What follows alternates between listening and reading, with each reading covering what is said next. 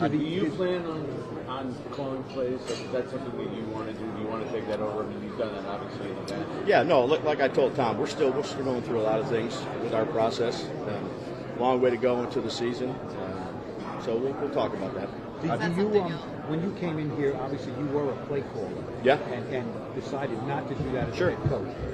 Do you prefer to be a head coach that doesn't call plays, and you would do it if you think you need to? Would you prefer, I mean, obviously the first 2 years you preferred not to. Yeah, it's something that I'm looking into.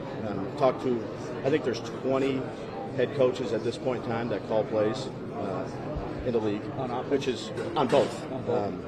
So I think it's 20. There might be a little bit more, but again, I've been doing a bunch of research, but no decision's been made. I'm still going through that process and thinking about what we need to do. Would the negative to that be that you're not, coaching the whole team? I mean, obviously you are a play caller, you can call plays. Well, what is the downside for you calling plays? Yeah, again, still working through that process. There's quite a bit of people nowadays that do that. So again, it's something that I'll look into, and again, whatever I feel is best for the football team, that's where we'll go. You talked about Shane. What does Shane bring to the table? Sure. Give us a feel for why you hired him and what his system is. Yeah, well, he's done a great job in the running game the last few years at Tennessee in the red zone and third down. I think he's got a great way about him. He's an excellent teammate. He's good with X's and O's in the interview. He was good with fundamentals and thought he was a very good communicator and teacher of the things that he really believes in. He's done a good job with Rome and Dre, and those guys have added their pieces to it. B. Cox and Ben and Trier and all the guys that were here. I've been pleased with how they've kind of worked together here these last couple of months. But very happy with the first 2 months with Shane. There was a lot of speculation outside the idea that your process didn't go the way you guys had hoped, that you may have missed out on a couple candidates for DC. How did you see the process going? Yeah, it was long. I was going to take my time, and I ended up talking to Shane a few times for a long time, and just was impressed with how he handled himself, was impressed with those core qualities of being a great teammate, with the research that I've done, with the X's and O's, with the fundamentals, and then as an ultimate communicator and teacher. And he's shown that the first couple months. Now, look, there's a long way to go. We haven't even played a game yet. But I do appreciate, how he handles his process and how he handles the staff. I've been impressed with. What do you think about Joe drafting a quarterback at 6 or higher just a year after you guys gave Daniel that contract?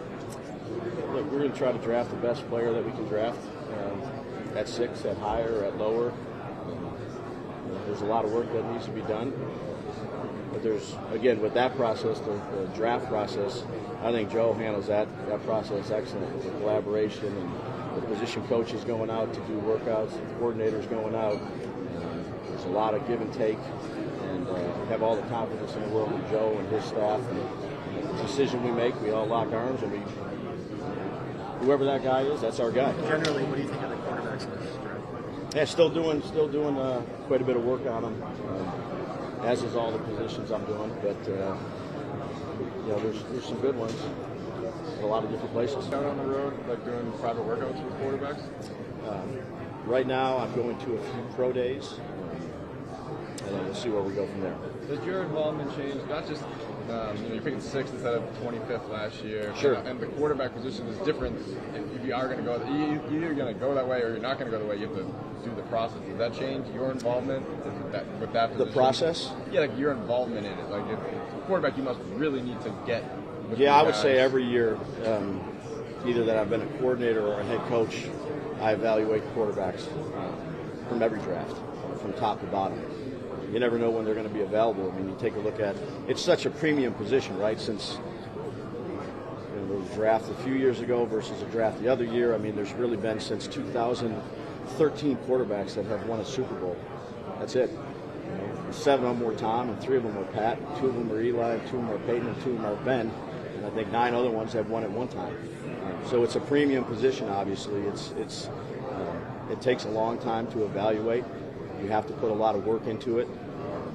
You just don't watch a cut-up of. I mean, it's an all-encompassing process, and I've done that every year. I've either coached quarterbacks, been a coordinator, been a head coach. This will be no different. But it is time consuming, and I love doing it because, again, 2 years from now or 3 years from now, whenever it may be, who knows if those quarterbacks are going to be out there. The last few years, it seems like there's a bunch of them out there. What traits? How has your evaluation process and quarterbacks changed throughout the years, and what do you look for now in the draft process? Well, I don't think it's really changed a whole lot. You look for accuracy. You get to meet the individual and see how they handle things, their leadership abilities, their communication style. But it's leadership, it's accuracy, and then you watch all the games.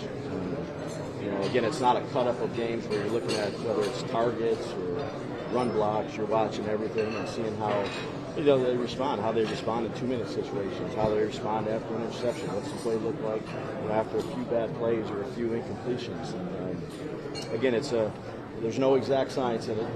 It's obvious that there isn't. You do the best job you can. I love doing it. I love evaluating quarterbacks. I love meeting with the quarterbacks. It's an awesome position to work with, and it's a really fun position to evaluate. Take us through the Brian Burns trade. Like, when did it come on your desk? How big is that for you? What are you expecting from it? Yeah, look, I give all the credit to Joe and his staff on when those things go down. Those guys work. I mean, they work tirelessly during that time of leading up to free agency. Whether it's the meetings at the combine, whether it's before that, they do a ton of work and give Joe and his staff really all the credit. I looked at Brian. Made some calls to some people that knew him. Great person. You're talking before free agency? Great person. I can't give you the exact. Right when I knew they were working on it a little bit. So, great person, productive player, young player. I'm happy that Joe ended up getting that deal done. I know Shane is as well, and Charlie, our new outside linebacker coach, had a chance to meet Burnsy when he came up and signed. He's a good man. So again, it'll be good to get him in and get him working and introduced to our program and our values and things that we believe in. But again, I credit really Joe. Joe did an outstanding job. Do you feel any extra pressure to win this year, or does the fact that John put his confidence in you, reinforced that yesterday, does that take a little bit of pressure off it? Well, I would say that, again, John and I talk almost daily, as does Joe. We have really good communication.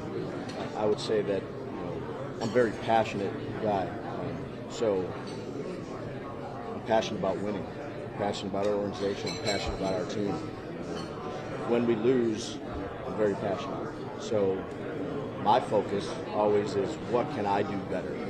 How can I be a better coach? How can I be a better leader? I don't necessarily focus on that, which you asked, which I understand why you asked it. Again, for being a coach for 28 years and 24 in the National Football League, there's not many situations I haven't seen or encountered, and try to do the best job I can, try to improve, focus on the things that I can focus on to be the best version of myself, to help the team, to help the players, and help the coaches, and do everything I can do to help us win. And that's the joy I get out of it, is winning football games. That's why we all do this.